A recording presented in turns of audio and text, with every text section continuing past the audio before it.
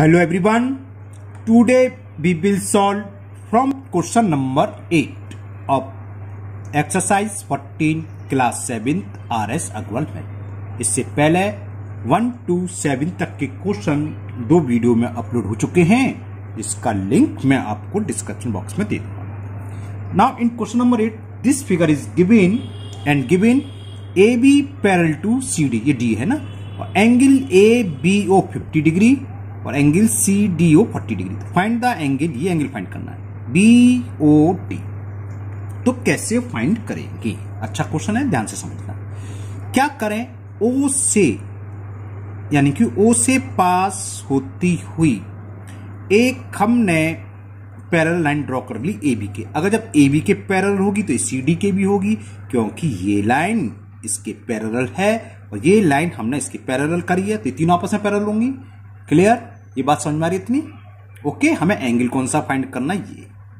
ठीक, तो इसको कुछ नाम देना चाहो तो लिख सकते हो, ABCD, तो इसे दे दो E और इसको नाम दे दिया हमने F। तो ये लिखना पड़ेगा।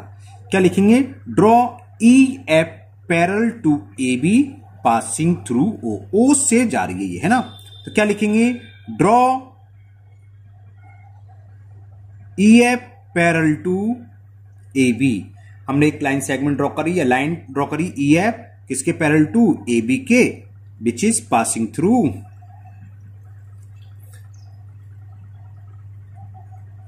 O। ओके, तो देखो ये जो इसको इतना यहां से यहां तक का, उसको मैंने एंगल 1 दे दिया और इसको एंगल 2 दे दिया। 1 2 लिखने से थोड़ा इजी हो जाता है। अगर 1 2 नहीं लिखोगे तो क्या लिखोगे? Angle BOF। एंगल BOF ही तो बने, ये हम नेमिंग दे देते हैं तो बहुत इजी हो जाता है। अब देखो AB पैरेलल है EF के, तो ये एंगल इसके पैरेलल क्या होगा? इक्वल होगा, अल्टरनेट इंटीरियर एंगल। बात समझ में आ रही है ना? ठीक है ना? या एक पेपर, चलो मैं एक पेपर पर अलग से समझा देता हूं आपको। पेपर ये है, चलो देखो, टू लाइन पैरेलल हूं और ये ट्रांसवर्सल हो, तो ये एंगल इसके इक्वल होता है नहीं होता है? इस कंडीशन देखो, ये एंगल हमने 1 माना। अगर मैं फिगर पूरी कर दूं तो ये जा रही है, ये तो है, ठीक है ना। तो ये एंगल इसके इक्वल हुआ, तो एंगल 1 की वैल्यू किसके इक्वल होगी? जो एंगल 50 है। तो बस कॉस क्या लिखोगे? अगर कॉस लिखना चाहोगे कि AB पैरेलल है EF के, तो एंगल 1 की वैल्यू होगी, एंगल 1 इक्वल टू हो गया 50 डिग्री। ये एंगल इसके इक्वल हो गया। क्यों हो गया?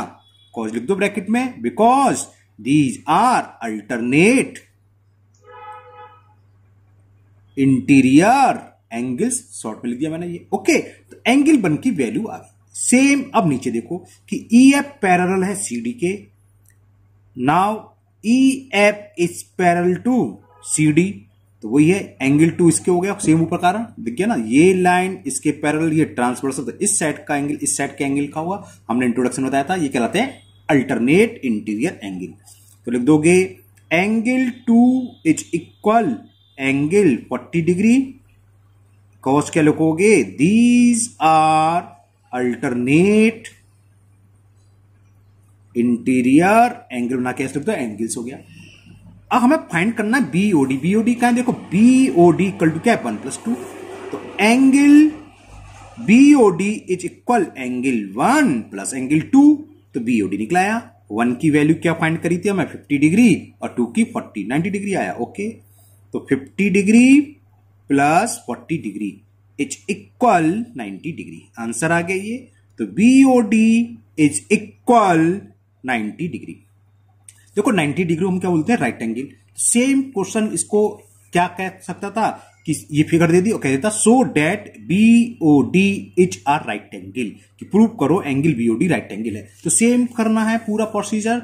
जब 90 डिग्री आ गया, 90 डिग्री मतलब राइट एंगल, तो लिख दोगे, तो this implies angle BOD is right angle. Okay, समझ में आ गया? तो नेक्स्ट क्वेश्चन करते हैं, क्वेश्चन नंबर 9।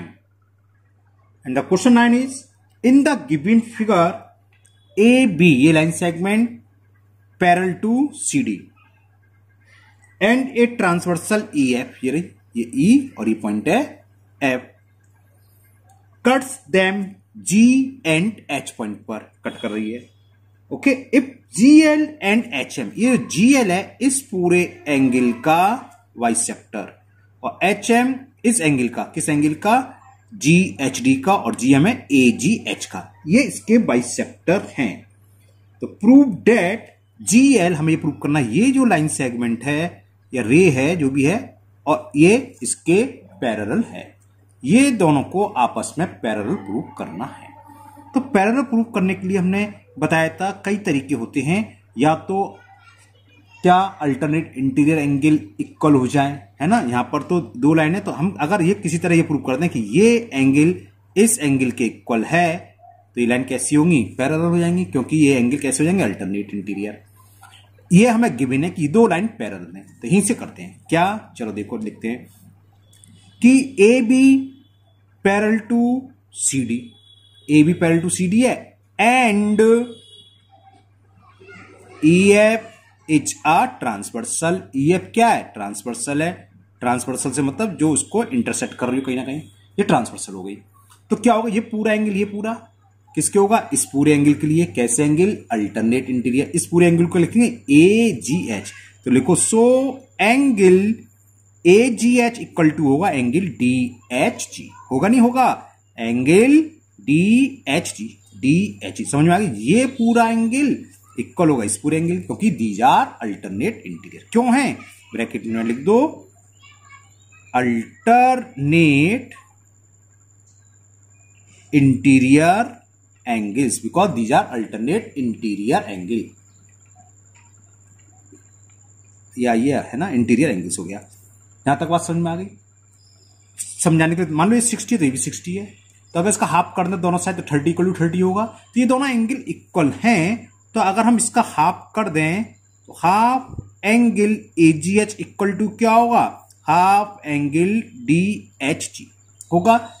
मैंने हाफ से डिवाइड क्यों करा है, क्योंकि ये गिवन है कि जी एल और एच एम इसके बाइसेक्टर हैं।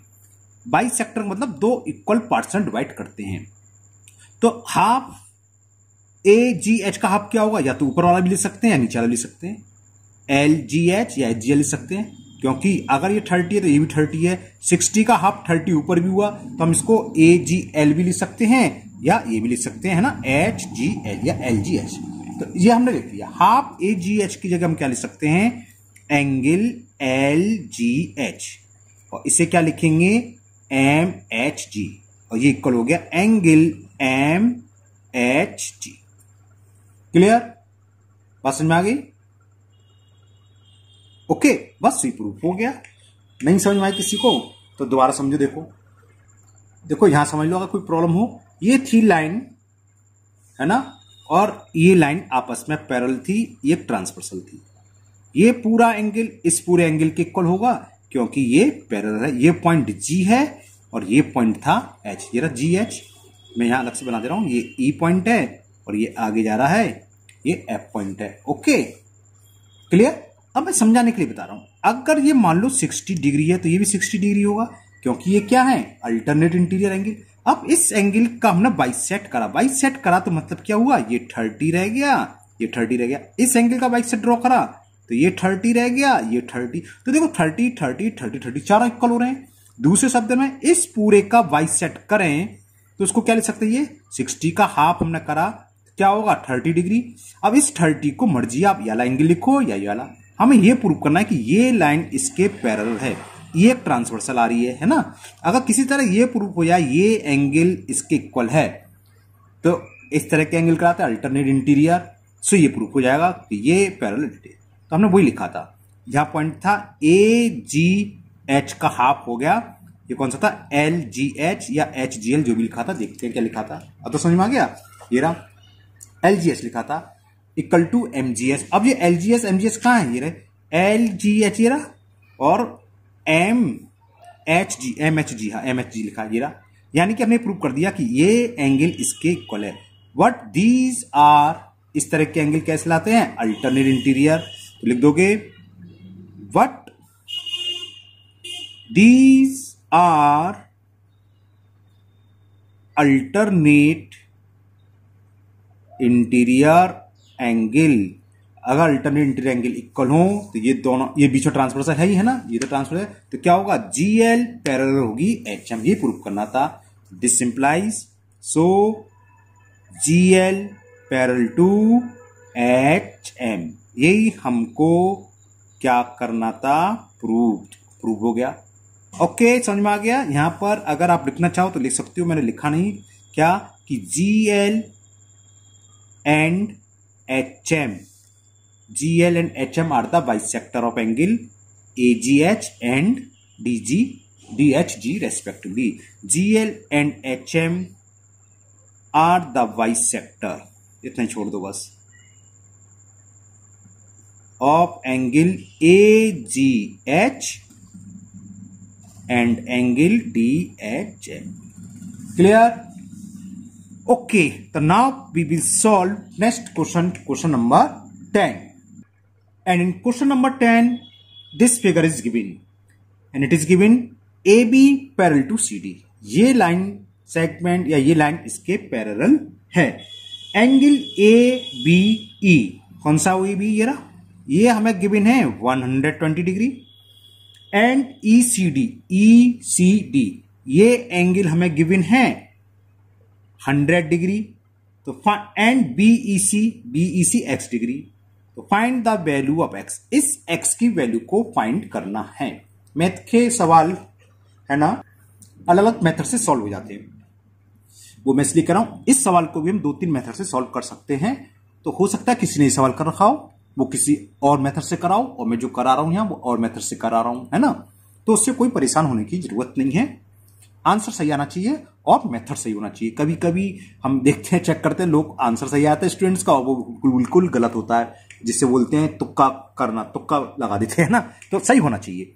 अगर मेथड आपने अलग अपनी तरफ से कराया सही है तो बहुत अच्छी बात है ना। लेकिन आपको कोई भी डाउट हो अपने टीचर को चेक कराइए, है ना। तो इसे करते हैं, देखो इसको, इसमें हिंट भी दे रखा है, उसी मेथड से कर देता हूं और फिर मैं दूसरा मेथड भी बता दूंगा। दूसरा मेथड क्या है, क्या करें, ये लाइन इसके पैरेलल है, तो ए से पास होते हुए एक लाइन पैरेलल ड्रॉ कर लो।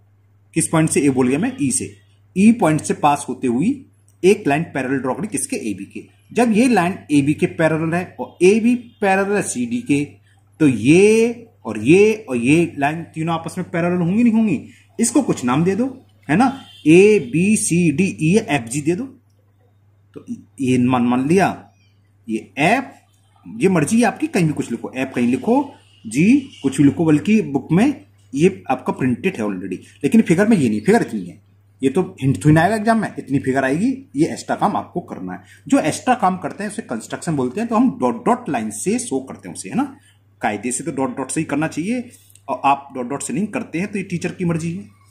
नंबर काटना चाहे काट सकता है एक्स्ट्रा, क्योंकि एक्स्ट्रा वर्क उसे बोलते हैं कंस्ट्रक्शन, उसको डॉट डॉट लाइन से शो करना होता है। रूल तो यही है। ओके, तो हमने क्या एक्स्ट्रा काम करा वो लिखो ड्रॉ ई तो यहां एफ ई जी या F G, draw F G parallel to, या तो ए बी लिख लो या सी डी लिख लो। ये इसके पैरेलल तो इसके भी पैरेलल होगी, है ना, क्योंकि ये इसके पैरेलल और ये लाइन में इसके पैरेलल करी, तो तीनों क्या हो जाएंगे, पैरेलल। तो draw E F parallel to A B लिख दी, चलिए मैंने। पासिंग थ्रू ई, जो किससे जा रही है, पासिंग